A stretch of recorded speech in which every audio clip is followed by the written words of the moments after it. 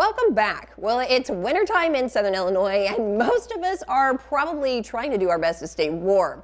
But what if we told you that a group of people are jumping into freezing waters on purpose? Well, I'm joined now by Brittany Fuquay and Jaden Beers. They're both with Region K Special Olympics. Ladies, welcome to the show today. Hi. Yeah. Well, let's just get right into it, you guys. Let's hear about how you got involved with polar plunge. Either way. So I'm the director for Special Olympics. So I have been participating and involved for the past 3 years. I've only plunged for the past one. Oh, are you plunging this year? I am plunging this year. All right. All right, and Jaden? This is actually my 8th year plunging. 8th year. I started in middle school, but I'm now the assistant director, so I'm the plunge director, so I'm over the whole thing. Well, then you have to plunge if you're the plunge director, right? Exactly. Okay. Can I ask you both just quickly what compels you? I mean, I guess outside of the obvious, but why get into the polar plunge? So I fell in love with just the idea and, Special Olympics as a whole. Absolutely. Working in Saluki athletics, to be honest. Okay. So there was a group that used to come in and they ran the concession stands for us. So I fell in love with them, and then whenever this job came available, it was a no-brainer for me. Yep. All right. What about you, Jaden? Yeah, so my cousins are actually special education teachers, so that's how I got involved in the polar plunge when I was younger. And then just meeting athletes through that, and then continuing to do it year after year, you build a relationship, and it's a really cool job. So we all know that jumping into the water, doing the polar plunge, that's meant to raise money, but let's talk about where that money goes and what that does within the community.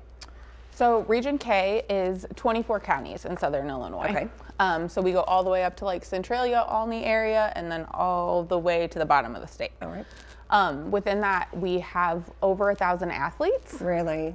That's fantastic. So of our events, we host over 20 in our region. Wow. And within those events, everybody that gets a gold medal at our qualifying events automatically qualify to go to state. So all of our events are free to them. So any of the fundraising that we do locally, stays local and make sure that those events are free to our athletes, and then also gets them to, the free events at summer games, state events, that kind of stuff. Yeah, absolutely. And, funding that, it is important that we're able to send these athletes to do it for free, but it's so much more than any kind of monetary value that you can post on that. Would either one of you like to talk about that, just what this means for the athletes in general? Yeah. Special Olympics is a lot more than just competitions and stuff like that. We have athlete leadership programs, healthy athletes, different things like that. They're able to do public speaking and just build that courage and different things like that. And we've had athletes speak at chamber luncheons and different things like that. So it just builds their competitiveness along with just their confidence. Yeah. Well, I would say their self-esteem overall, right? Because it's not just about focusing on sports. I mean, you just clicked off several other things that they can do. I mean, those are things that I'm afraid to do and given the opportunity to quite often. So when you're not given the opportunity to do that and you're using that as a building block, how fantastic. Absolutely. Well, let's talk about, okay, we talked about the plunging.